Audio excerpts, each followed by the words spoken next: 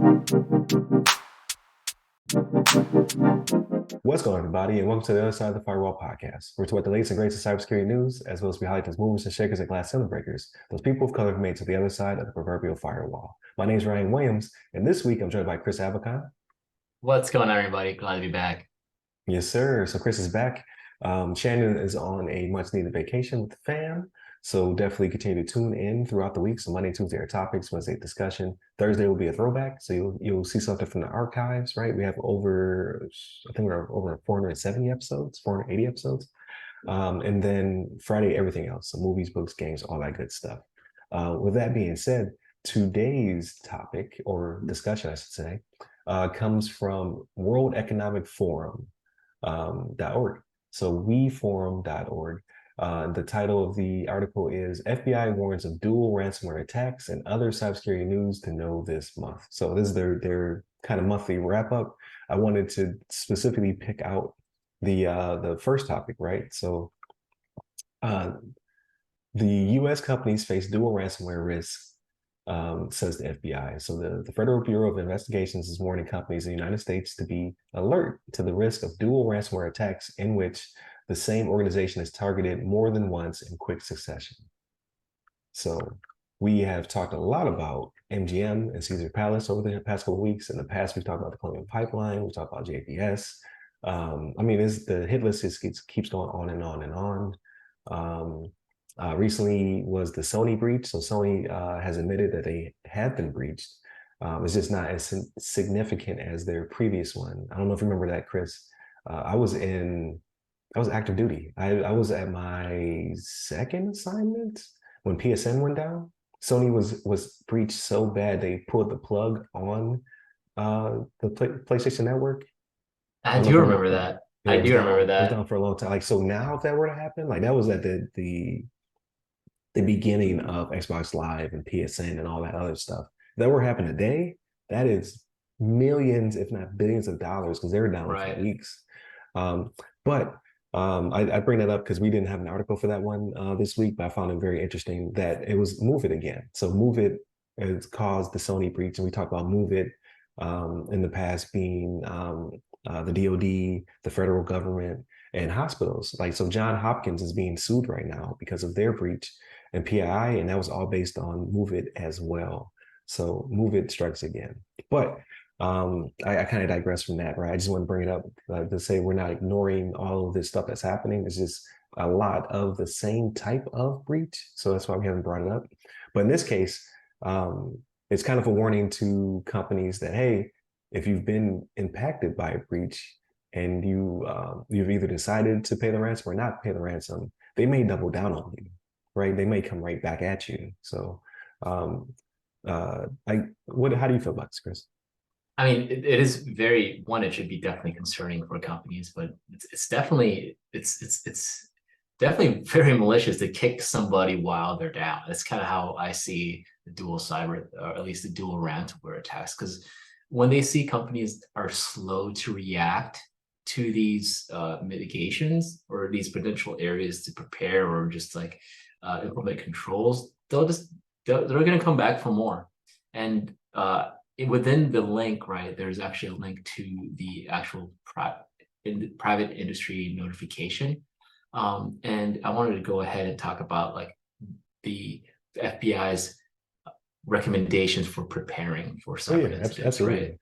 So these specifically, not specific order, but they talk about maintaining offline backups for data. So offline backups, not necessarily within an on-premise, but somewhere else, right? Somewhere offline, offsite, somewhere else where they can go and access data and get it back just in case. So a lot of it can be done via the cloud, or for bigger organizations, a lot of them might have their own private clouds or on-premise solutions, right?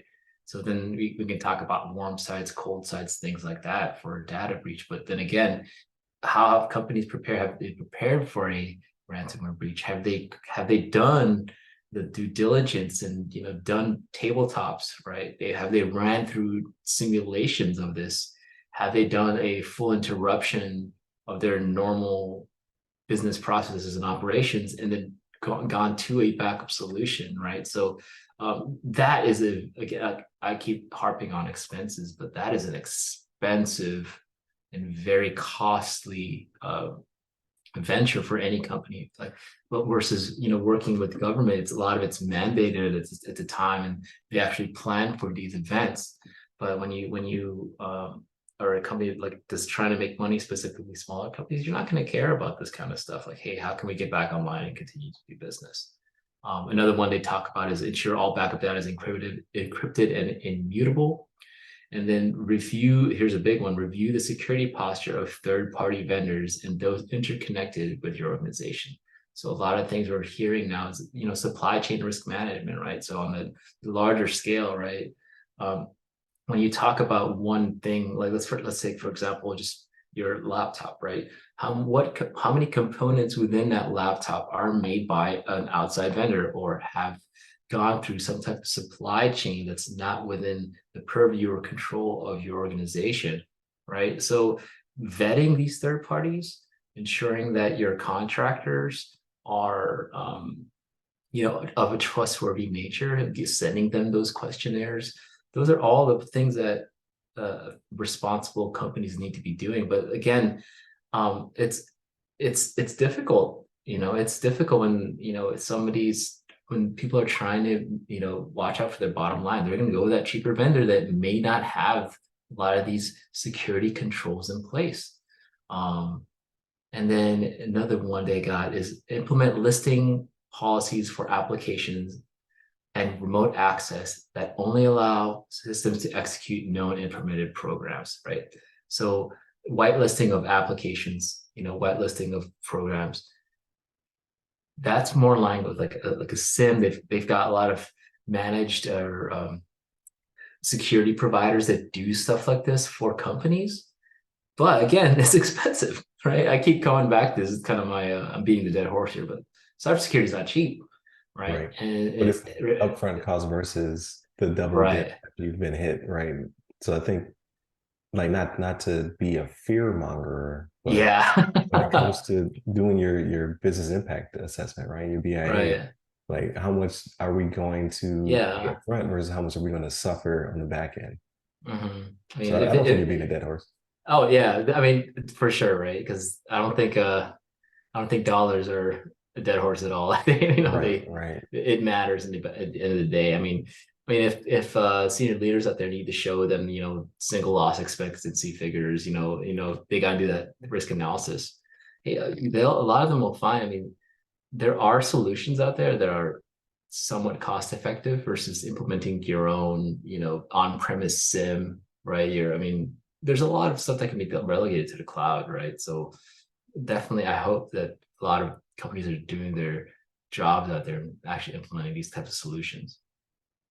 And then another preparing incident recommendation was document and monitor external remote connections. Again, kind of with the along the lines of the software supply chain risk management, Yeah, but in this yeah. case, Logs matter. external connections. Well, Yeah. everything matters. Everything is connected via some type of web, right? The world is complicated, but so are companies, right? As they grow. Yeah, yeah, definitely. I think a lot of people get lost in logs. And I think, and we talked about it in the last episode. I think a lot of this paralysis through analysis will be solved through the addition of AI, not replacing people, but because people still need to execute and still have the ability to discern between a threat and not a threat better than a machine can, for now anyway. But most importantly, it'll be an augmentation tool because human beings can be overwhelmed by logs. Like logs are necessary. Like you said, you need to have a log of your external connections so you know what the baseline is, right? You know what right looks like. And machines are really good at picking up patterns and be able to parse through data. Human beings just don't have that capacity to the same extent as AI. So I think their AI buddy, whether it be Copilot or whatever comes on the pipe, will be able to help with that. And then the retention of logs has always been a pain as well, right? People like to purge them. Um, because it's a lot of data, and I didn't parse through it anyway. So like just having the data doesn't do anything for me. It's the ability to have the data and then discern a lot of D's right there. If it's important or not important.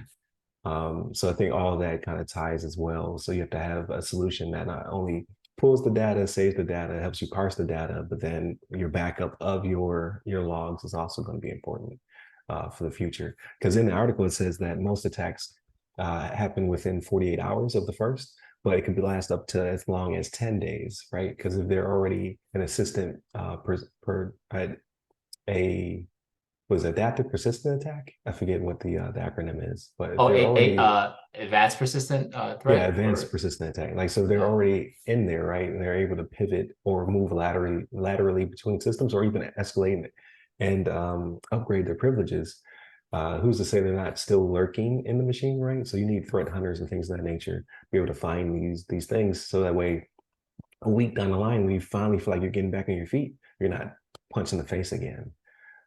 And that's kind of what the FBI is saying, like, hey, these are just the timeframes that we see, right? This is the most common is 48, but we've seen up to 10 days later, the culprit come back Mhm. because either you didn't feed them or you did feed them, and they're ready to extract more from you than they did the first time around. So, and you may be more susceptible to pay, right? After you either not paid or paid, you just like I got to get back online, like. In the case of a $1 trillion company, right? Can you last 10 days? Can Amazon be down for 10 days? I don't know. Like, I don't, that would be, they would hemorrhage billions of dollars. So, but yeah, I thought this was a really cool article. So I want to bring up the discussion just because we talk about it a lot, but to see that the FBI double down and say, no, this does happen. People do come back Right. to cause more damage.